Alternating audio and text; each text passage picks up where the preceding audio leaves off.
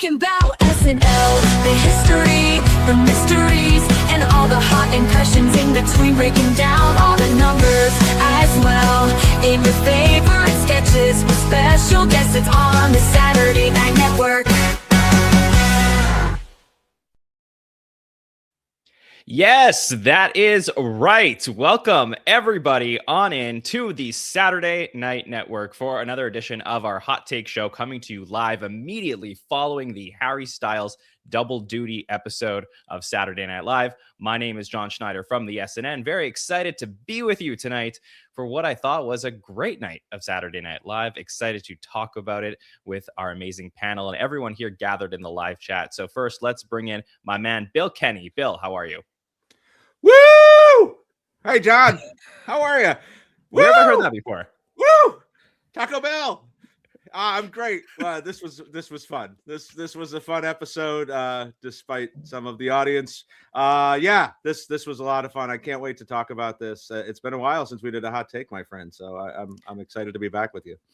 Excited to be with you. Maybe the wooiest month in SNL history. Is that possible? Honestly, between yes. Connor and Ryan and Harry? But yeah, always creates a fun atmosphere. Thomas Sena is joining us as well here on the podcast tonight. Woo, Thomas, so excited to see you. Yes, so excited to see you guys. I'm in a woo mood. The last week or so has been wonderful for me for SNL. I'm wearing my Ryan Gosling Gorillas shirt that I got last week. I was very fortunate, my wife and I, to be in the studio audience for the live show last weekend for Gosling and Gorillas. So that was you, I heard. Memento. That was me. Yeah, well, that was my wife when Gosling walked out. You heard my wife woo last weekend. But no, this has been a really fun week or so of SNL, and I'm ready to have a blast with you guys tonight. Woo! Yeah. Should be a great show. Love the energy that we got here tonight. So we want to get all of your thoughts in the chat as we go through sketch by sketch. But first up, Bill Kenney, how are you feeling about the Harry Styles second double duty episode tonight? Yeah, I was on with Mike on Wednesday, and I said, I don't remember his episode very well from 2019. I know there's mixed reaction to the way that one was.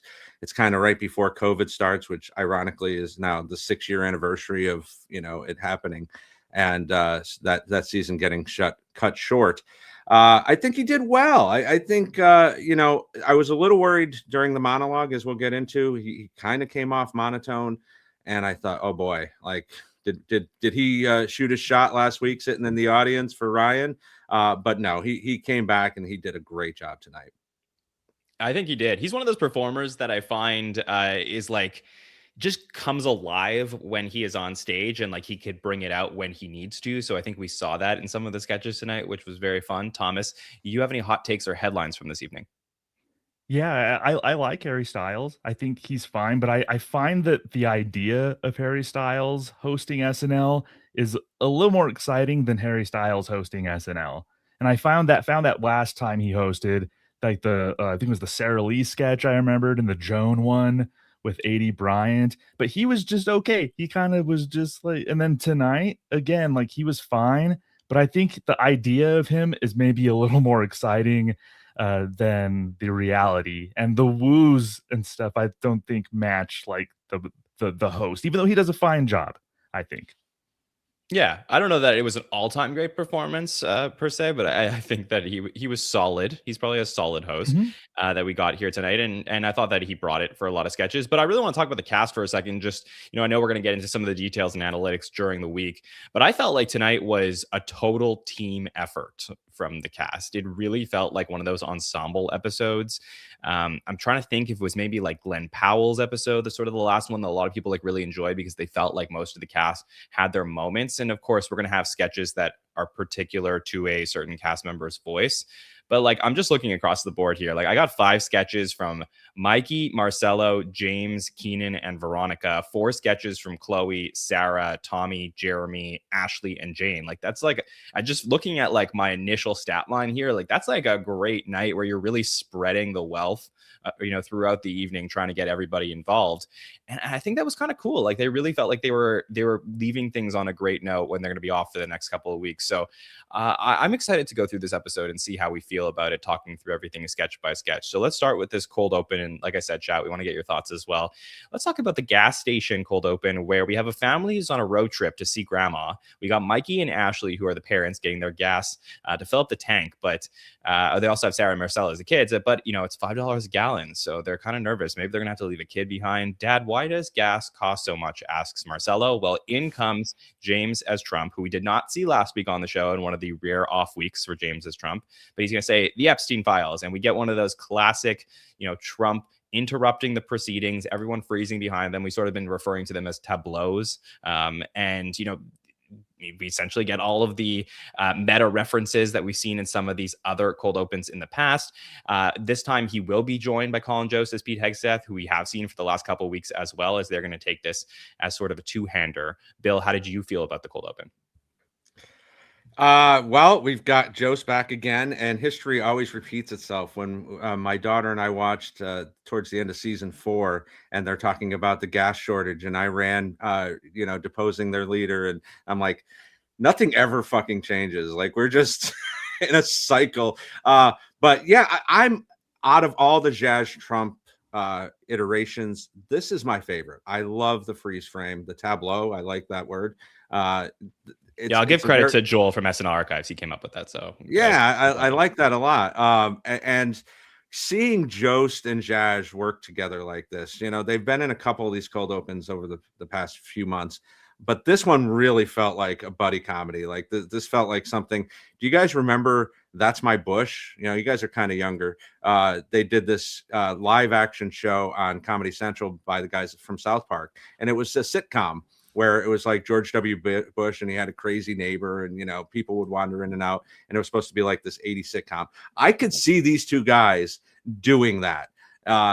Jost and Jazz being Trump and Hegseth, like filmed in front of a live studio audience.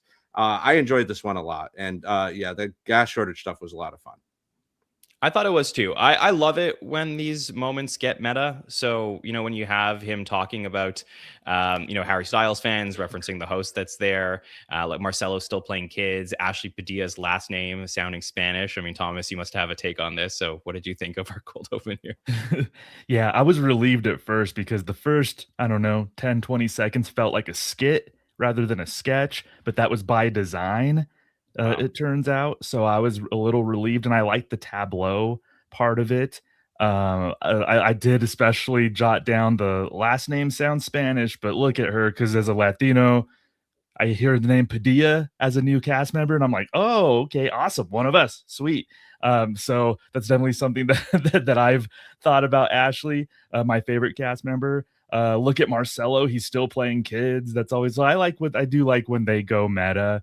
It wasn't oppressively long either. That's always one of my favorite parts of that's like a standard good cold open for me, when the cold open's not like oppressively long. I thought it was a lot of especially the Jost stuff is starting to sound like filler to me, his Hegseth stuff.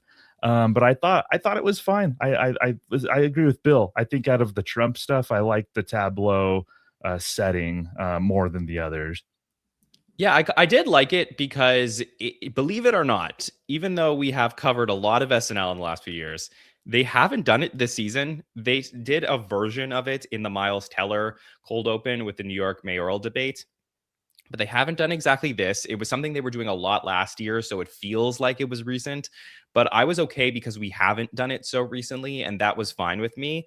I do think that some of the lines here were really strong, including James saying, as Trump, a promise is just a lie that hasn't happened yet. And I was like, oh, that's like, I don't know where you got that. That was great.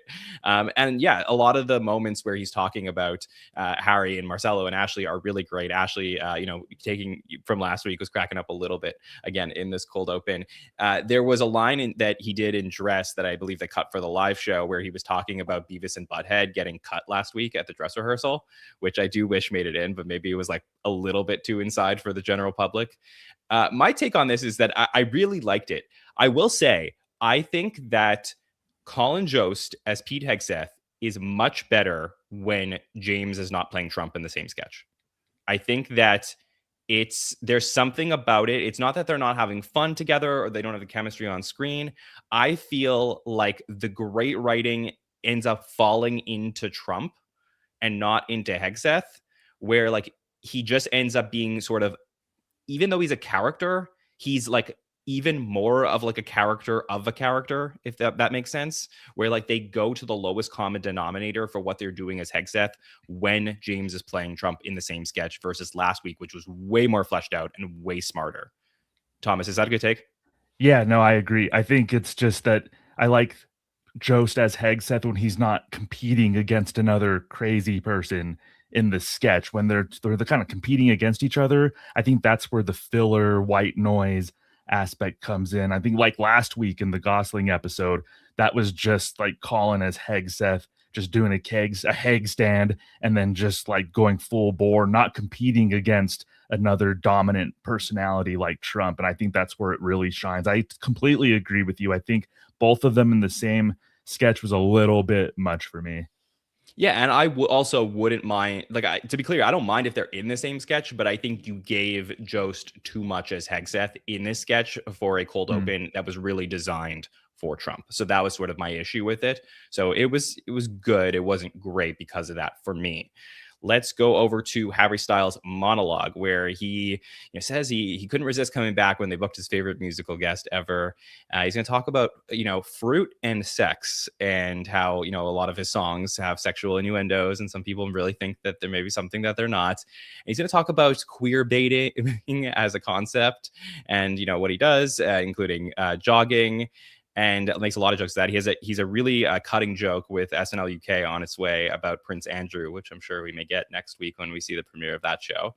He's going to talk about his new album, we're mostly about the kissing portion of the name of the album, where we're going to see Chloe and Sarah walk up, and then Ben, who apparently has a tight little bum, and they're going to have it go full circle back to the queer baiting portion, where we're going to get this huge kiss between Harry Styles and Ben Marshall. Thomas, what did you think of our monologue? Yeah, I thought it was funny that Harry made fun of himself for being a little boring, and he actually maybe was a little boring. This monologue. I was also waiting for which they set it up. Like I was waiting for which male cast member was gonna come out and probably kiss him. So it was Ben. The first of at least a couple of references to Ben's biscuit tonight. But Harry was just so very reserved. Seems like a really nice guy, and I think just the cast reacting to his image is a lot of what drove the monologue. But I thought it was pleasant enough. The joke about the watermelon sugar high and the runner's high, but I also love ecstasy. I think that got a laugh from me, so it was pleasant enough. Bill, what did you think? Did the kiss do it for you? Oh, absolutely. Yeah, the callback to Ben's bum at the end of the episode was probably the best part of this. But yeah, he was so stiff, and that was a little, as I said, a little worrisome, especially after not being a host for 6+ years. So, but I think it really kind of picked up steam when the girls came out. We get Chloe. Wordless cameos from our cast members, Sarah coming out and him saying, but she has to be a good person, and Sarah just kind of skulking off into the distance. But yeah, I mean, the whole guys kissing thing, this was fine. I don't think this falls into that early 2000s, like, oh god, they're doing this for a jolt. It was very kind of sweet that was what was going on here. But yeah, he redeems himself later, but not my favorite monologue, probably my least favorite of the year. I actually think this was my least favorite portion of the evening for Harry Styles. I don't know if that is hot or not, but I just think that like he is extremely talented, and this was not a good use of his talents. Like this is something where I don't need him to sing in every sketch, but with his background, like let's get him moving. Like let's get him moving around the studio, singing, dancing. Like I feel like there was an opportunity here to like do something a little bit bigger with him, and I was a little bit disappointed by that. Yeah, I mean, John, Mike and I talked about this also on Wednesday. He's never going to be JT, right? And this is one of the main reasons why, because JT would come out and do those monologues, and it was popping, and you somebody felt was like comparing him to JT. I No, honestly, just the fact that a good-looking former boy band. We were just talking about Okay. the fact that I'll it's a take it. rarity. I compared him a little bit because I did say I've been writing this 5 storyline article every week for a late nighter. If you want to go check it out before an episode, and I did say one of my storylines was like, could he be JT Light or something like that? Because I do feel like they have a similar path from an SNL career where they both came from bands that were on the show in their teens. Then they hosted in their early 20s. And then they came back. Like when JT came back from the second time, he was part of sort of like this new era and bonded with a new cast. And I felt like with Harry being there last week and again this week, there was an opportunity here for him to really bond with these new cast members like JT did with like Andy and Kristen to then come back again and sort of be a part of this era, maybe even more than we thought. So I saw the similarities there, but however, I totally agree. Like JT monologue would crush this every time. You can't teach that kind of charisma. Like JT has the charisma for it. Yeah. Yes, I think that there is JT's like floor is way higher than Harry's, and I think that's the issue here. Like maybe the ceilings we can get to at the same part, but the floors are very different. So let's go to the courthouse sketch that we're going to get next. And we're going to see Keenan as the judge, Jeremy as a bailiff, and Jane as the stenographer. And the court case is New Jersey versus Donovan, who is Tommy. And he is going to be defended by the one and only Sebastian Maniscalco. We're going to get our next appearance of Marcelo as Sebastian, who's coming back after really getting a lot of great commentary after that first sketch that he did earlier in the year in the Powell episode. And we're going to see him come out and do all of the routine and walking around and moving and all of the lines. Chloe will end up painting him as well. And eventually this is going to turn into Harry, who is there as the other lawyer, completely with an American accent the whole time. And he's going to do his own Sebastian Maniscalco impression. So Bill, what did you think of our courthouse sketch? Well, coming off that monologue, being a little worried, I was immediately felt better when we saw what Harry did in this sketch. But yes, I mean, finding another lane for Marcelo to do this incredible impression, his physicality is just incredible. The way he's jumping over people, bending his body in different ways. And also Jane, like let's start. We're going to rave about Jane tonight, I feel. And this was the start of a great night for her and a great redemption story since Christmas. What she's been able to do since that unfortunate bachelor party sketch in December. And reading off as the stenographer everything that was said and just reading it perfectly, saying it, her look on her face as Marcelo jumps over her knees. I mean, this I'd love to see this in so many different settings. I think this really works for Marcelo. Bill, when was the last time we had a recurring sketch built around an impression? Oh boy. Like I feel like that's like such like a 90s thing. I don't know. Like I didn't have time during the show to really do a lot of research on that, but it doesn't feel like of this era that we would do that. It really doesn't, because I mean, we've talked about all the impressionists on the show and how much they don't get impressions on unless it's a parade sketch or this or that. So yeah, that's a great question. I have to look into the archives for that. Yeah, and we could talk about this a little bit later with the Tucker Carlson impression that Jeremy did, where that felt like something that, like, if in the Kristen Wiig era, like you had the Susie Orman sketches, they would have built a sketch around that.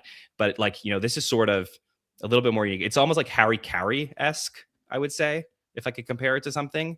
I like that. Like, yeah, that might be the one that I would think of. Thomas, what did you think of the return of the Maniscalco impression? Yeah, in the words of our friends Brad and Gary, how great is Jane? She was really good in this sketch and all night. I really have to shout Jane out. I was skeptical at first. Like I was thinking to myself, like leading a sketch, the first sketch of the night with Sebastian Maniscalco, like is he famous enough to really build the lead sketch around? And so I was kind of like, how is this going to work? But I think they did a really, really nice job of it. I think there were enough gags other than Marcelo's really good impression of Sebastian that worked for me. We mentioned Jane reading back deadpan the record. There was also Chloe with the court, the sketch artist in the court, and that really worked for me. I really liked this as a lead sketch. It really turned me from my initial skepticism. I will say though, the end of the sketch did start I think maybe an unfortunate precedent of having Harry join in on the silliness, like him going from straight person to having to do the same thing as like the wacky weird one in the sketch. That became a sort of a theme tonight that I don't think totally worked, and this was the start of it. But overall, I thought this was a pretty good start to the night. Yeah, and some really good suggestions in the chat here for what we're talking about, including Robert Goulet sketches, Janet Reno's dance party, James Lipton, Joe Pesci show, Miley Cyrus show. So there were a lot. Perhaps the most recent that I see mentioned in the chat is Ego as Dionne Warwick. So again, pretty rare, but it does happen every now and then. It was cool because look, obviously Marcel got a lot of praise for this impression. We knew it would come back at some point. Truth be told, I think that I didn't love what Marcelo did in the Connor Story episode, and he wasn't as much a part of the Ryan Gosling episode. So I feel like coming out of this block a lot better about Marcelo seeing this impression because it is so good, and he's able to work the space and the room and show how much of a star he is. And in a way, it's kind of weird. I don't know if I'm going to describe this in how I intend to, so just bear with me. But I feel that he has so much energy, Marcelo, that in a way, the Sebastian Maniscalco impression actually contains him, because he's like forced into using the energy. Like he takes the energy that he has and he uses it in the mannerisms of Maniscalco in a way that feels like digestible for the audience, versus other times I feel like he's just kind of chaos. So there's something about it that like really fits with him and what he could be doing on the show that I really love. And I will also second that Jane just dry reading the lines over and over again was fantastic. We're going to talk about her night tonight as we go through the rest of the show, but I think she had another amazing night. Definitely an MVP candidate that we'll talk about. And I had a huge laugh when Harry did do the impression. I think I liked it a little bit more than you, Thomas, but still, I get your point. Let's go to the Ma Hospital here. This is a Pit parody, or the Pit parody. It's for people who love the Pit but can't stand its phony liberal science, as we're going to see that this is a hospital built by RFK Jr., played by James Austin Johnson. That impression has been passed around. Nobody wants to keep it, but here James is going to take it over. And it's going to be, we're going to see a lot of the young players of the cast. It's really like a featured player sketch where we're going to get Ben, Veronica, Jeremy, Ashley, Cam, and Tommy in this sketch, all as, doctors or patients in this one, as they're going through all of the sort of like cracked science things that would go on in my hospital. So, Thomas, what did you think of our first pre-tape of the night? It honestly felt a little messy to me, and maybe I don't know if it's because I've never watched the Pit. I've heard of it, but I appreciated the premise, even though it did feel like a premise that was maybe left over from last season. Honestly, it didn't feel all that timely to me. They just like felt recycled, really, and I think it was a little messy for my taste. I had trouble kind of following everything, so it didn't really hit for me. Even though I appreciate like the sentiment, I appreciate the premise and of making fun of RFK and making fun of kind of the goofy stances that he and the administration have. But overall, it didn't really work for me. I wouldn't call myself a fan of the Pit, but I would say like I completely get the concept, and I've definitely seen enough that I was able to grasp what was going on here. And I think that the aesthetic of the pre-tape, which is sort of these like handheld shaky cuts in, to show the like just how crazy it could get in a hospital, was on display here through the concept. And I think that it would have been, had they done it in a different way that was maybe easier for the audience to grasp, it would have lost the thread of them making this feel like the Pit. Bill, how did you feel about it? Yeah, I don't watch it either, but my wife does, and she said it was pretty close to what to expect from that show. I did enjoy this. I feel like they're not going after RFK Jr. enough. There's some jokes on Weekend Update from week to week, but like this guy is one of the biggest problems we've got going here with his crazy thoughts. And I think Zhaz's impression was really good. However, I didn't need the bodysuit. I get why they did it. That's part of his thing. Like he's buff but I think he could have just sailed on his impression alone. And there's some really great lines here. I think, talking about Ben saying, my parents died from COVID. They got the vaccine and I shot them. was not something I expected to hear. Pushing the Tylenol out of not in my hospital. And then the bear on the gurney. I mean, always up for a fun animal AI CGI situation. So I enjoyed this one a lot. Yeah, it was super fast paced. I'm trying to think in my head, like as I'm digesting this right after the show, if this was the right spot for it. I think that because the pit is like widely, beloved by TV fans, I think that probably better to get this out to as much of the TV audience as possible. So I probably agree with the production decision here. But yeah, you are right, Thomas. I definitely think it was super fast paced and probably needs a second watch to grasp all of the Probably. little minutia here that they were Yeah. going for. But from what I did take here, I thought that the lines were pretty great. Even the like, are you up to date on your vaccines? Loser. Like all of that. Do you need 60 cc's of bull semen? It's like Ashley is like looking through one of the drawers. And then of course they get to a part later where they're like, there's a woman who I think is like being like plugged in by a machine to keep her alive. And they're like, she's vegan. We have to unplug her. So there were some great lines here that I did love. But Bill, I disagree. I don't think Jadge's RFK Jr. impressions refined enough quite yet. I actually think it did need the whole look, the shirtless with the jeans and stuff. That actually really pulled me into the impression. I don't think the voice fair. would have been enough. Okay, that's fair. Yeah.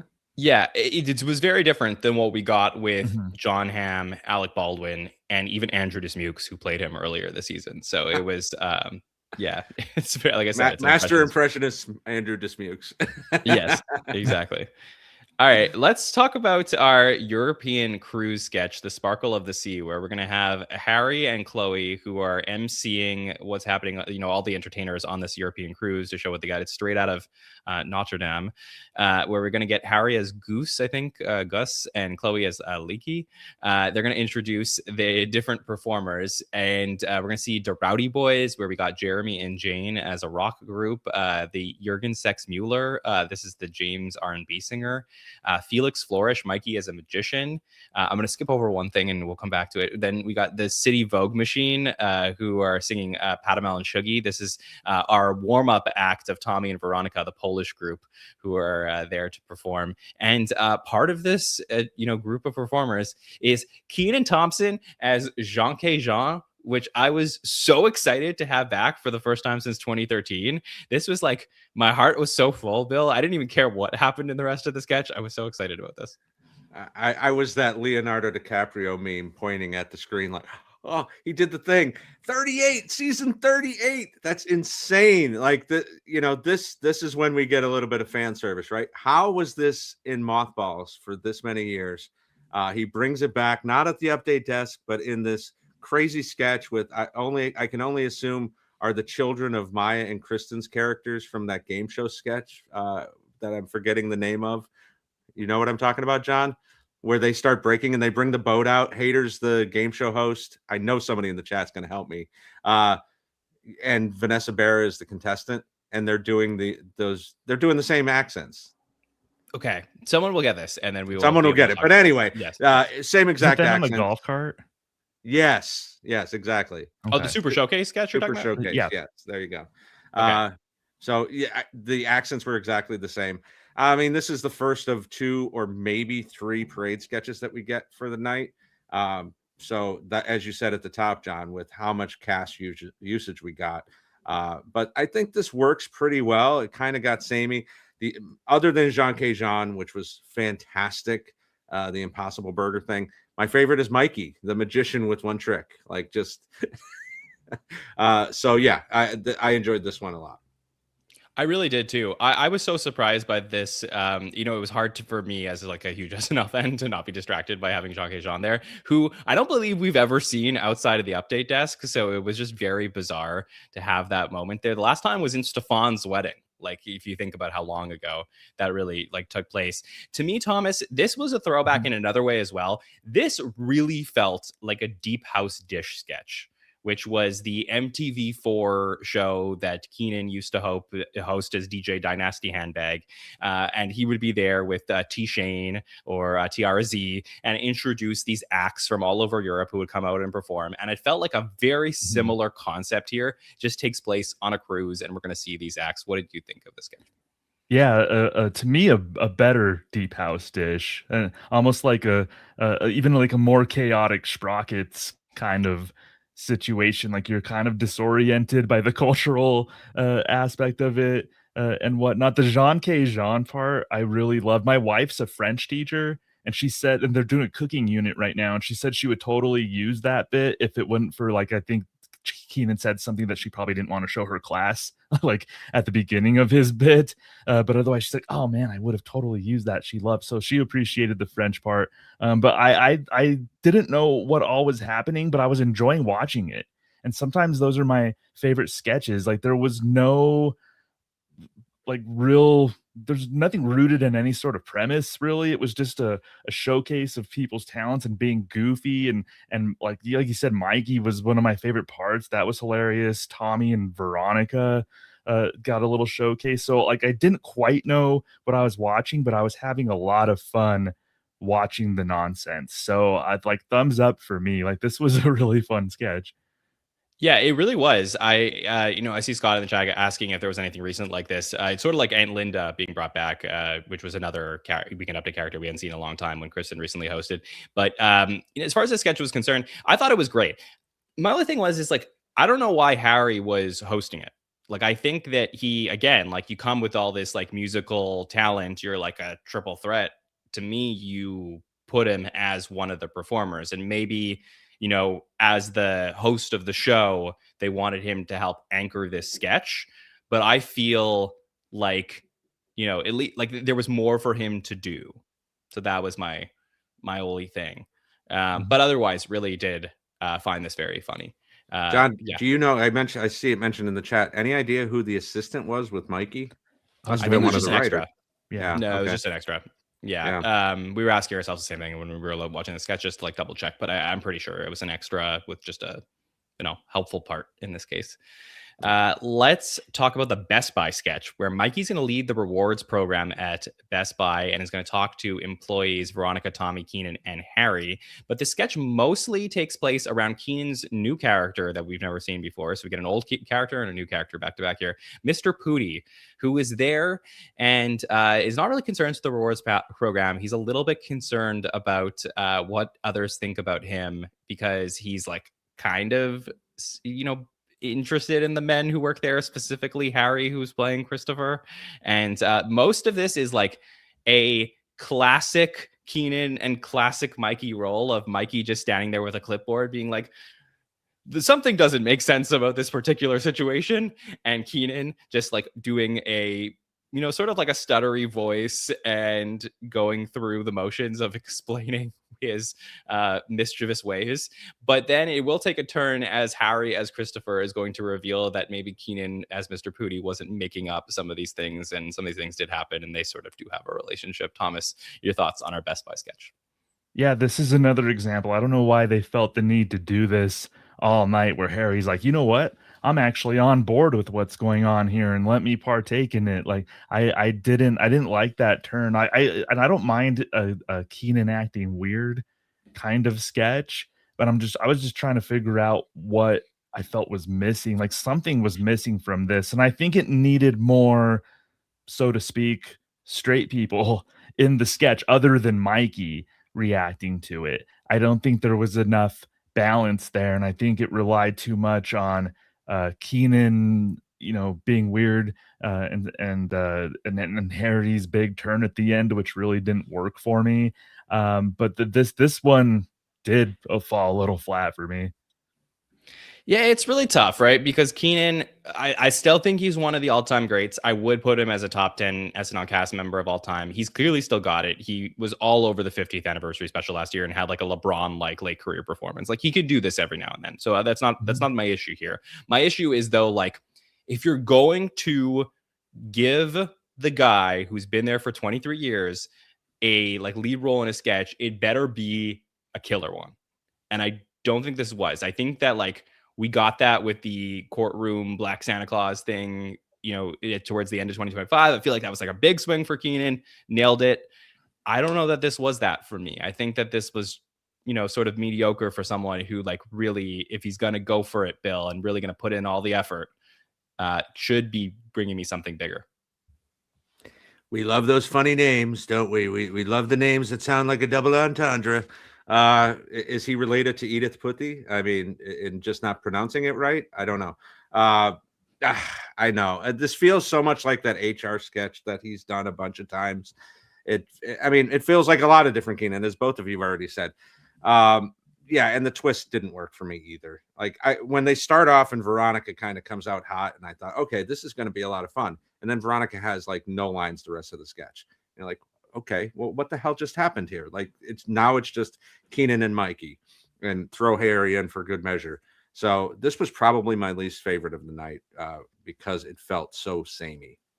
Well, I feel like the sexual harassment Charlie sketch that you're talking about that he brought back with Chris Rock last year, like, that one to me works better, because I think that's the thing. It's like, from the sketch design perspective, he is like the weird one, and then the rest of the group is just consistently telling him of like, no, you need to go, like, and there's just like, they're beating it into the ground, like, about just how bad he is, and he's just so smiling, and they're like, oh, okay, all right, we love you. So, like, I think there's like a good, like, back and forth there with the rest of the group, whereas here, like, Veronica, who had a fantastic night, like, Veronica and Tommy did not need to be in the sketch. Like, there was a couple lines there that were like cute for Veronica at the beginning, but like, this was a sketch between Keenan and Mikey, and then in the second half of the sketch, this was a sketch between Keenan and Harry.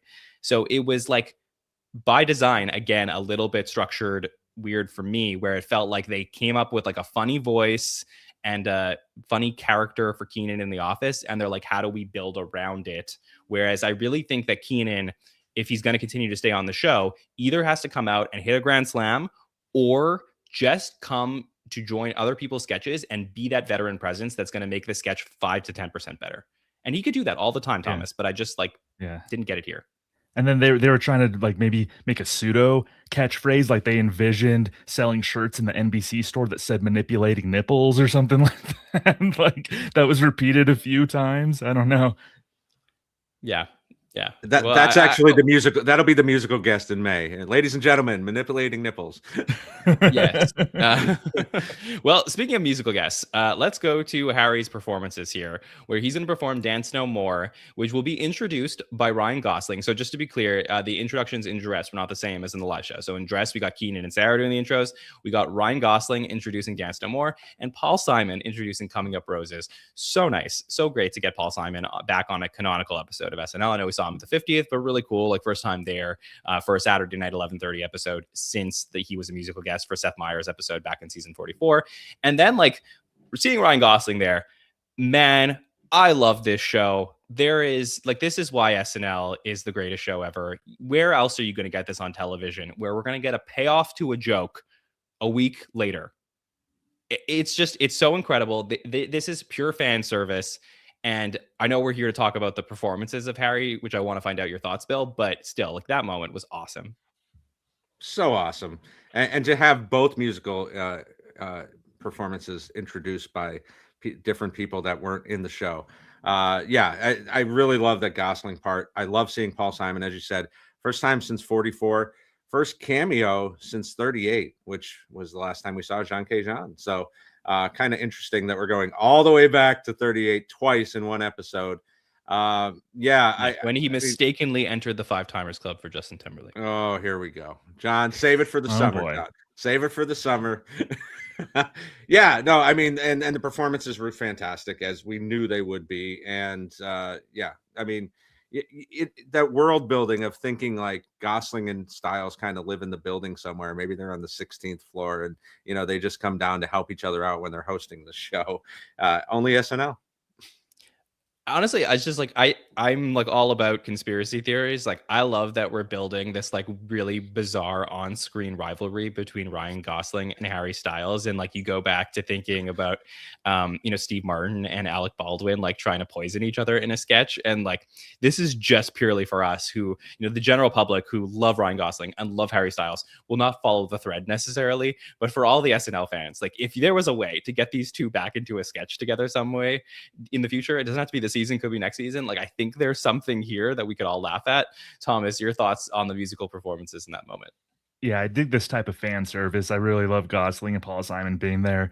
The first song, not really my cup of tea. Like that, it's fine to me. It's just kind of like fine cookie cutter pop music. Even though he's very talented.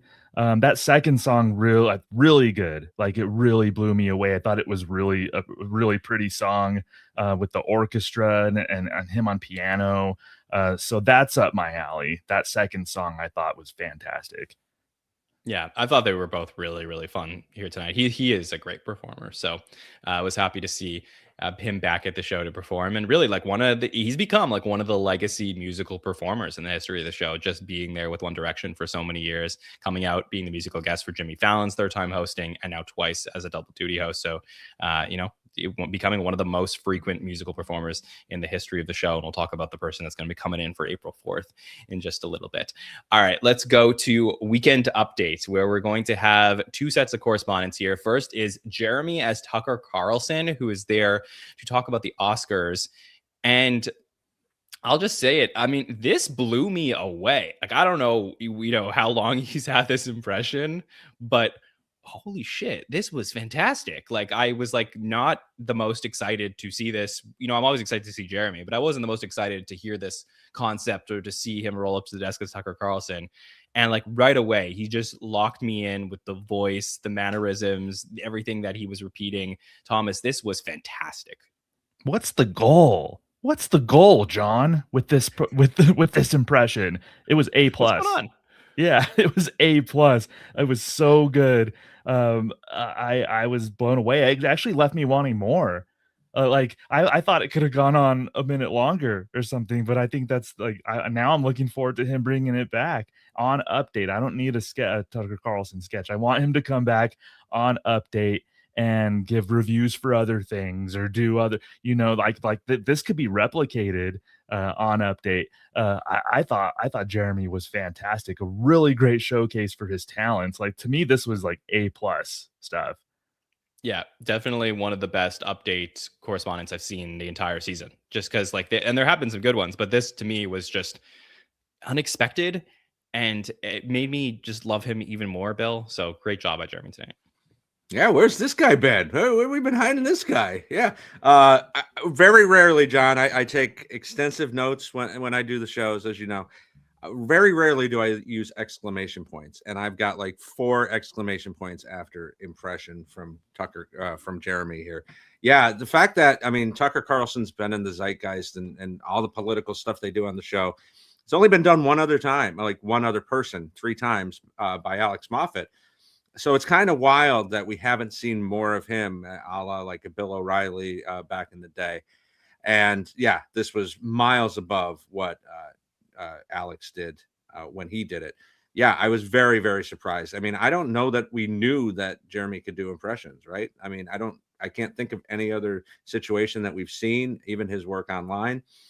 So this was great. Some great lines. The whole we can't say Hamlet anymore. No, yes, you can. So yeah, and movie reviews, a staple of Weekend Update correspondence. Added him to the list with Aunt Linda and Jebediah. Yeah, and I'm of two minds because this was so brilliant to me that I thought, like, I'm walking away thinking, like, is this my favorite thing that happened tonight? I'm also like, well, if you have this in your back pocket, was Update the best place for it? Because, people are going to be amazed and want to see this again. Is like, why specifically are we going to put this on Update? Can it be to anchor a cold open, have a sketch built around it? Like, Thomas, you think that would be too much? Yeah, I think they would. I think the material would have been so different. It would have just been ripped from the headlines. cookie cutter political stuff. Like, I think this was the best, most creative, funny use of this Tucker Carlson. I don't want to see Tucker Carlson coming in and just being like a blowhard, mean Tucker Carlson. I feel like that's what they would do if it was like a cold open or a sketch. Like this is a little more goofy. The interplay between him and Colin. I think this is the perfect spot for this. I don't know, Bill. I think John, Jim Downey just. I think Jim Downey jizzed his pants tonight when he saw this. John, if it was Jim Downey on the ride, are you actually asking for more Fox News / MSNBC / CNN cold opens after all the discussions we've had about wanting different kinds of cold opens? You're asking for that? No, yeah, stop it, John. Stop it. Yeah. He won me over. I mean, honestly, I would watch like 90 minutes of this. It was that good. So yeah, fantastic stuff. All right, let's talk about Marcelo and Mikey, who came in as the red heart and aerial tramway emojis, the number one most used and number one least used emojis. And this was also really great in its own way, in my opinion, where you had, the red heart emoji played by Marcelo. Everyone loves him, fantastic. And then Mikey just chewing the scenery here. Just like I would love to do a dress live comparison. I wonder how much he amped this up, because it really felt, Bill, like he was amping it up. But yeah, I mean, as the aerial tramway and all of the comparisons about who his friends are and which emoji he uses, so good. Not that it matters, but do we know this is the least favorite emoji on the Apple list? Not anymore.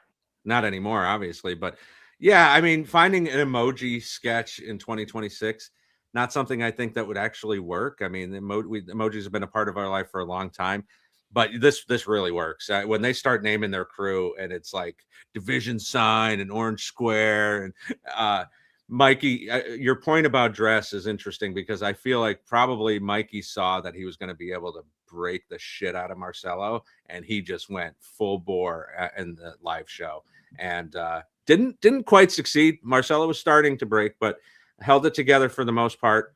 Yeah, this is a great pairing. I don't know how much we've seen Mikey and Marcelo do this kind of thing together, but this was great. Yeah, we haven't seen it too much. I mean, when Mikey ended up on Update towards the end of last season, he was so great on it with Lord Gaga and the guy who just walked through a spider web. We were like, is this it for Mikey? Because like he was just doing this at the end of the season. We're like, maybe he's just going there and like going to call it a career. Obviously didn't. And then like earlier this season, I think he was trying to do like some King of Clapter thing that didn't make it to the live show. But I think like every time he's there, even going back to the old days where he'd play like the super centenarian and things like that, like he is so good at the desk. There's something about him that I feel like he's almost at his best, where he's just like able to have fun there in a way that doesn't come across. Like I compare him to what we got with the clipboard and the Best Buy sketch, and I feel like it's like two different Mikeys. But overall, like this was so great. And it's one of those things, Thomas, that I think like every now and then as SNL fans, we need things to clam onto. And like, we don't get the recurring characters, the recurring sketches, the inside jokes that we always used to get in other eras. But like the aerial tramway, this one's for us. We're always going to know what that means. So don't forget this, fans. Like, we're going to put this in tweets. Yes. This should be part of put this in your names. Make this a thing. Thomas, what did you think of this? Yeah, we should all put this in our names on Twitter. Let's do it. Yeah, for sure. Man, on paper, this is a concept and a premise that could have really fallen flat on its face. Like, it could have easily, in the wrong hands, fallen flat. But Mikey sold the shit out of this, and that's what made the sketch. Marcelo was really great in his own right, but Mikey just amped it up. And he sold the hell out of this, and he made it what it was. And I forgot about I don't think of Mikey. Like, I used to think of Heidi Gardner as like, oh, Update's one of the first things that I think of. With Mikey, not necessarily, but you're right. I forgot about the spider web thing. He had one where he was like reading this weird like erotica about Bigfoot or something. Like I like that. That was hilarious. Like he's always really great on Update, and Mikey just sold this like crazy, and he willed it to work. Completely with you.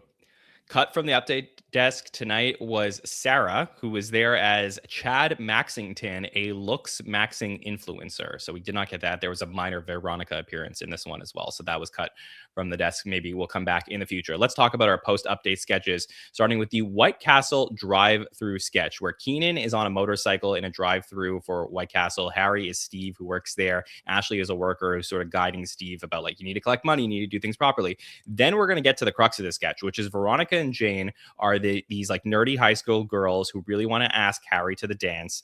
They drive up to the drive-through, they clam up, and we get this thing where it was really well done, almost like two separate scenes going on, where they're in the car trying to figure out what they're going to say to Harry, and Harry is there waiting for them to come to serve them food, and they're going to have conversations back and forth, and they're just like building themselves up to be able to ask him dance, and they're saying ridiculous things to him as they're trying to have the guts to be able to come through with their ask. Thomas, your thoughts on our White Castle sketch? I would have really loved to be in the studio audience for this sketch in particular tonight, because I was so fascinated by the blocking of the sketch and the mechanics of it all. It was so well done. And even though I didn't really particularly love the ending, it's one of those where, why did they have to make Harry's character say yes and jump on board with it? Like, I thought that just took the air out of a lot of it. But having said that, this might have still been my favorite sketch of the night, because Jane and Veronica had such great chemistry. They played those roles of awkward teenage girls so perfectly. Some of their lines, I think when Jane just looked at him and said, like, your penis, and then they panicked and then they drove off, like, that got like an audible laugh from both me and my wife. Like, this even, like, ending, kind of dud ending aside, this still might have actually been my favorite sketch of the night. I think this was my favorite sketch of the night. This was an incredible sketch, and it was. I've never in my life seen anything like what's happened with Jane Wickline. It is, Bill, the most fascinating trajectory of an SNL cast member ever, I think. I'm stunned, because it's not like, and I expected her to get like better eventually, and we had that great episode right before the Olympics, but like, tonight, she was like a 5-season vet, and it literally 2 months ago she could have been off the cast. So it's unbelievable. I don't know what happened. Well, I think she found some people to work with. I think her and Veronica are a great pairing, and yeah, it's hard to contextualize another person who's changed this much this quickly. You have people like Timmy Meadows. It took him 4 or 5 years to really get going. But nothing like this, nothing that you were just like, all right, where's she been? Like, as you said, right before Christmas, we were banging our heads against the wall. Her reading off the cue cards, her monotone, just kind of speaking through stuff. And there were sketches where it was just like, this person can't be in this cast anymore. And then to turn it around in 3, 4, 5 episodes is just amazing. And maybe she's found somebody to write with. I don't know if Veronica. Yeah, I mean, did she help write this sketch? I would imagine she did, right? I would imagine that they put this together. They both probably did, yeah. They were driving this one literally and figuratively, but I was like, just like, we've had a situation. I can't right now, so late at night, think of exactly the ones to compare it to. So this is like during the week conversation, but we've had other situations where new cast members come on and they inspire and make other cast members better. So I certainly think Veronica has something to do with this, because together they're really solid as a duo. But I don't want to give all the credit to Veronica for what's happened with Jane here, because I think that Jane has just found something.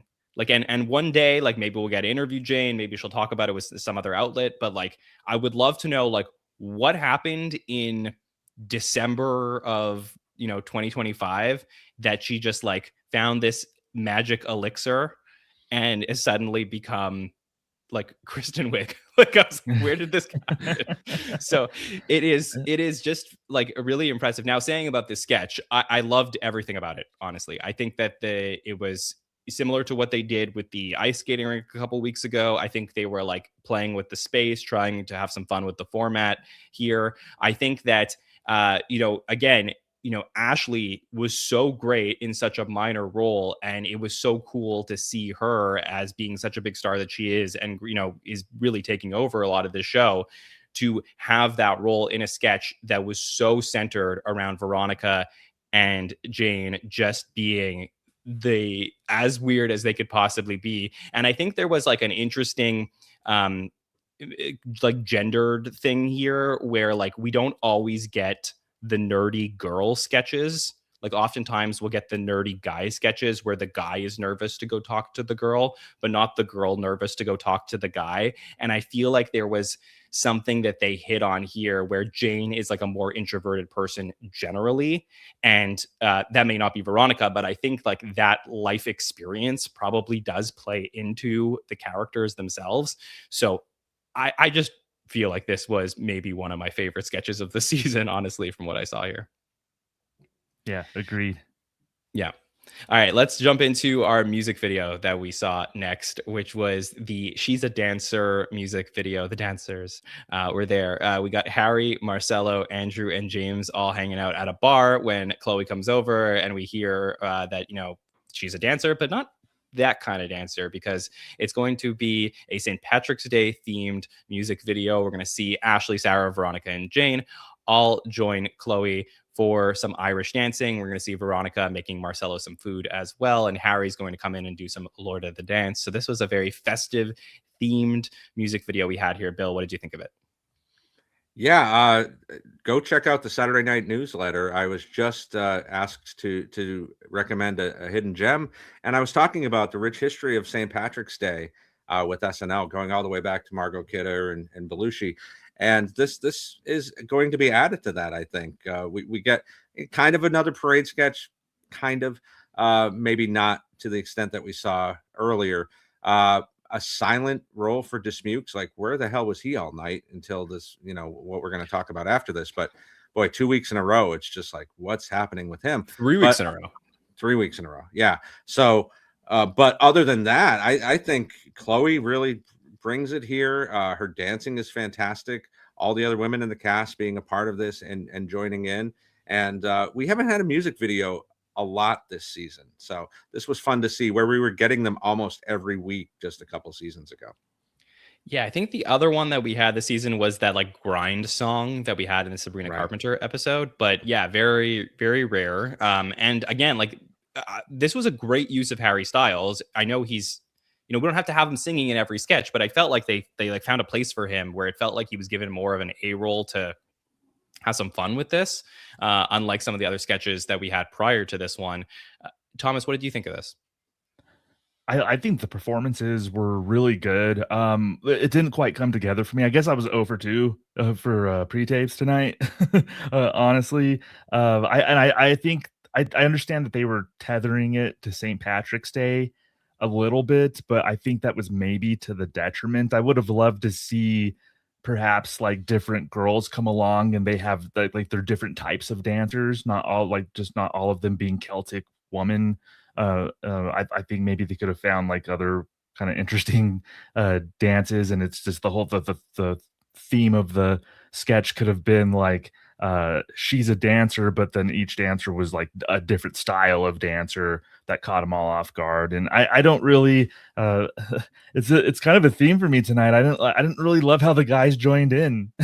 I think it's just, I think you were fine with the women being the Celtic women and having their thing, and the guys were kind of thrown off, but then them joining in with the river dance, it didn't really hit. I don't know why. That maybe that's just a little SNL picadillo that I have of like, you don't need somebody to join in on like the wackiness all the time. But it seemed like they did that a lot tonight. So I thought it was okay. I thought it was better than the first pre-tape, but still I'm kind of like, I don't know. It didn't quite hit.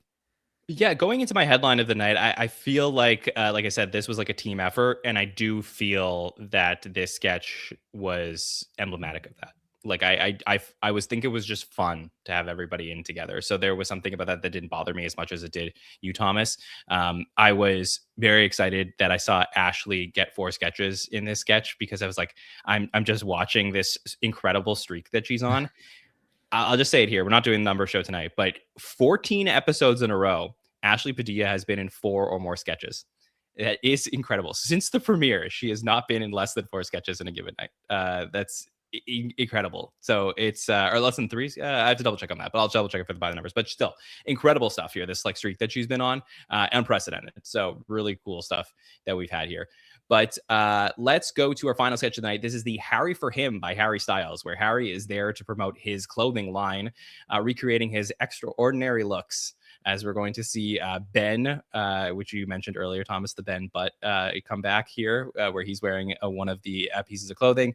James, who says, his wife loves Harry, except he looks like a serial killer that's wearing the clothes of a woman that he killed. We're going to see Andrew get some live sketch time here. Mikey, Cam as well. Sarah talking about her husband. We're going to see Marcelo, and then Keenan with a big part at the end. Chloe with a voiceover in this one as well. What did you think, Thomas, of our Harry for Him sketch that ended up finishing the night? Yeah, I want to start using the phrase, I want to put some honey on that, like just kind of going forward in my life. I think that's going to become part of my vernacular. I like this. I thought it was a really good premise. I thought it was like totally fitting of the host.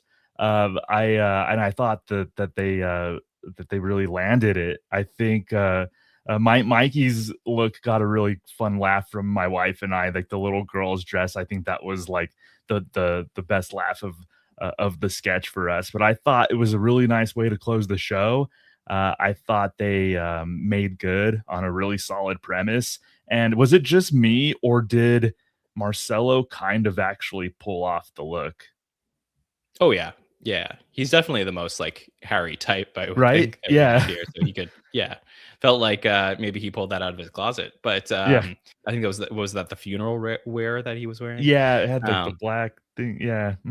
yeah, I saw one of our friends in the chat mention that that this was a great use of the costume department for them to recreate all of Harry's looks, which was really great. I think this was like a cute way to end the night, Bill. What did you think?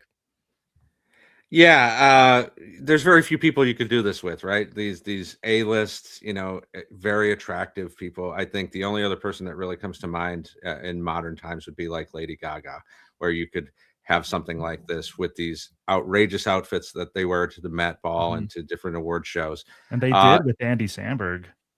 They kind of oh incorporated with Andy. yeah, They had Andy dressed as like the bubble, that's right. like was Yeah, wearing the bubble dress or something. yes, that's right. Yeah. Yeah. But yeah, this works for me. Again, like say, going back to the Smukes, also Cam getting one line. Like this was, he's on death watch, so to speak, as far as what's going to happen for the rest of the season, because it's not looking great. Not getting a lot of lines when he does show up, but this was a fun sketch and a great way to end the night.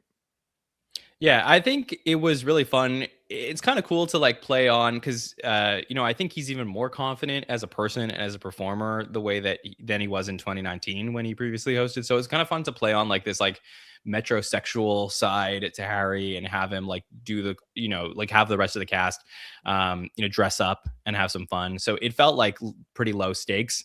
I'd say it probably went on like a little bit long for me. I think that this could have been like cut down a touch to get like the point across, but overall, like I said, I think it was a fun night at the show. I think there was a couple of really good moments here. There wasn't it wasn't like too much I really disliked. So I'm walking away feeling like, hey, Harry is like a solid host. Would have loved to see more from him, like them really push him to the like how much can we get out of him. I don't think we got that here tonight, but overall, if you're a Harry Styles fan and you watch the show, you should feel pretty good about you can woo away about how much he did here. So Does he have that in him though? Like, does he have that ceiling to where they can push more out of him, John? I think he does. I really do. I don't know why, but I feel like he does. I just don't know that that was the episode that they wanted to make for him tonight. So yeah, I wouldn't I think probably the end of the season, we're going to look back and say this is like somewhere in the middle of the pack where it was like a solid episode across the board, but it wasn't like, anything too crazy. But yeah, excited to break this one down and talk about it all week long. Let's talk about some of the things that were cut from the night. So we had a Brad and his dad sketch that was cut. So we did not see that one, which that may pop up. I'm not unclear if Harry did a voiceover in that sketch. So We'll see if that one does pop up or end up online at some point. There was a role-playing game that essentially Marcelo introduces Cam to a new video game where the tutorial characters are warriors played by Harry, James, and Andrew, and then there's an elf played by Ashley, and they keep urging his player character to press things like triangle to take a shirt off and square to hear about Dismuke's divorce. And basically, when Cam finally does click it, the game abruptly ends. So it's really just about, sort of like, I think we have seen something like that before, maybe like Chris Pratt's episode, one of them, where there's like a video game that sort of comes to life in that way. Then there's the Ariel's brother sketch where we get at a tavern after The Little Mermaid. Prince Eric, played by Tommy, celebrates his bachelor party with friends like Andrew and some others. When we see Ariel's clueless brothers, played by Harry Styles and Mikey Day, who awkwardly navigate some like human customs and overshare about their sister and react to Prince Eric's lobster dinner.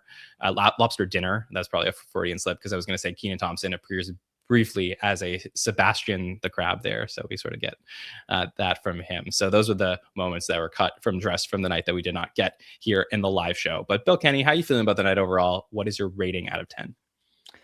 7.5. I think, this season has just been so great overall. And even when there's a mediocre sketch, nothing really drags the entire episode down. There's nothing where I'm like pulling my hair out, like, how did this get in? Even something like the Best Buy sketch, which wasn't great. So, yeah, I think you're right. This will probably end up somewhere around 9 or 10 at the end of the year. But it was a good use of Harry and woo, Taco Bell. Yeah, unbelievable. Woo. Thomas, thanks for joining us here tonight. Yeah. What are you going to rate this out of 10? Yeah, I agree with Bill. I don't think there were any bummers of sketches, or I don't think there were any just sketches that truly baffled me as being bad. I'm gonna give it a 7.1, and I think last week's. I think I would have given it in the 8s. So it was a little step down, but I still think it was pretty solid. I enjoyed most of the night. Update was better this week than last week, I think, definitely. But yeah, 7.1 for me. Yeah, I felt like Jost and Shay, we didn't talk about this, but they were really loose tonight. Yeah, especially a lot like, better. I love it when Jost like interacts with the crowd. I think that's great. Mhm. Like, it's a live TV show. We know that Yeah. there's an audience there at home. Yeah. Like, have some fun with them. I'm not saying it has to be done every week, but it was great. He truly bombed last week. Being in the studio audience, you could feel it in the studio audience. Like, there was tension during Weekend Update because Jost was bombing, and Shay kind of was too. So that, like, I felt a little tense, and I think a lot of the crowd did during Update last week. So it was a little more of a breath of fresh air. And even though I still think Tommy Brennan and a woman to be named later should take up over Update. Okay, we shall see what happens. Well, let's talk about what's going to be happening here on the SNN. So first, I want to plug that tonight we had a little bit of a double header. So in case you were out on a Saturday night, totally understand. We could only release this interview when we could, but we were very honored and privileged to get the opportunity to speak to James Longman, the lead producer of SNL UK. As we mentioned, Saturday Night Live UK is kicking off their first episode of their series next Saturday night.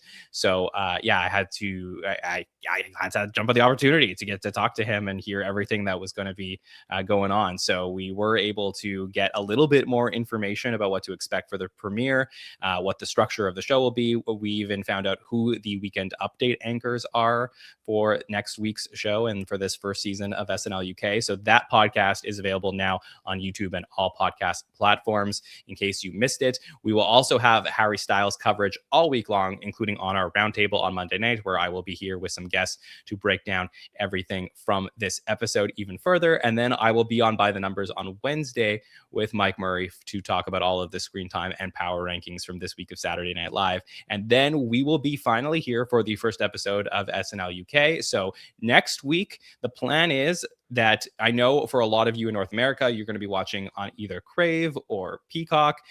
The show will be available the next day for most people. There will be ways to watch the show if you can figure them out on your own, by all means. But our plan, essentially, from a podcast coverage, is we would like the podcast, the recap of the show, to be available to you as quickly as possible. So if you decide to get up in the middle of the night and watch it, you will have us available to you. So We are scheduled to go live around 8 p.m. Eastern next Saturday night. The show will be airing live if you're on Eastern time, 6 p.m. Eastern, 10 p.m. in the UK. So it will be probably about half an hour after the show. We're going to give ourselves a bit of a buffer just to make sure that everything is all good with the stream and all that we're able to see everything. But we're planning to have that up for you. So hopefully, if you were able to watch the show live, we would love to have you here for a live audience next week. Bill Kenney will be with me next week, so we'll be able to talk through everything from the premiere.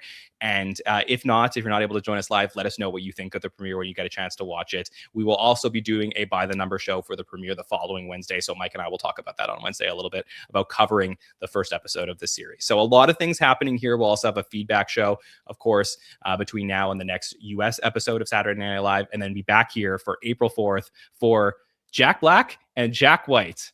Love you, SNL. Thank you for doing this. So that is so exciting. Bill Kenney, thank you for joining us here tonight. I really appreciate you. Yeah, John, thanks for having me. So good to be on with both of you and talk through this. Jack Black, I'm already excited. I got 3 weeks to amp myself up for that. But yeah, follow me on all the socials at BKLove73.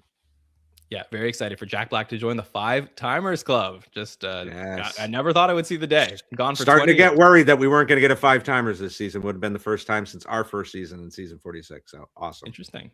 Yeah, well, they did it. Thomas, thank you so much for joining us here tonight. Always a pleasure to speak to you.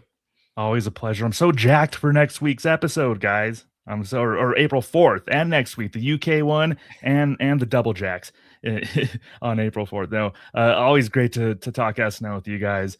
Had a wonderful time. I do a pop culture podcast. We're 100 and almost 130 episodes deep at this point, myself and my co-host Jeremy Dove. This week, the Oscars tomorrow. So this week we did 5 essential Paul Thomas Anderson movies. In preparation, we think he might have a big night tomorrow night. So we went over 5 essential Paul Thomas Anderson. Next week, look forward to 5 essential MCU movies. And I think Bill Kenney's going to be on with us relatively soon for something. So look forward to that as well. Yeah, I'm the SNL UK of Pop Culture 5. Yeah, and then he's just going to swoop in and take over. So it's probably going to be Bill Kenney and Jeremy Dove doing Pop Culture 5 at some point in the near future. Yeah, we'll have to watch. It was a good run. We'll have to watch that podcast episode of the two of you via a legal stream. That's the plan. So, but yes, this was a fantastic episode of our Hot Take Show to get to talk about everything with the two of you and everyone in this live chat for hanging out with us. Really just like a blast this month of Saturday Night Live between the Connor Story, Ryan Gosling in this episode. Just everyone like really bringing the energy here in season 51. So I love it. Only 5 episodes to go of season 51, which makes me very sad, but also excited to see how the season's going to come to its close. So to never miss anything we're doing here, please subscribe to the podcast, YouTube, Apple Podcasts, and Spotify. You can also follow us on all social platforms at the SNL Network to see everything that's going on with the network. I want to thank Late Nighter for being the presenting partner for our show here today, Bill and Thomas for joining us, and everyone in the live chat for staying up late. So on behalf of everyone here at the SNN, my name is Jon Schneider, and we will see you next time, everybody. Have a good one.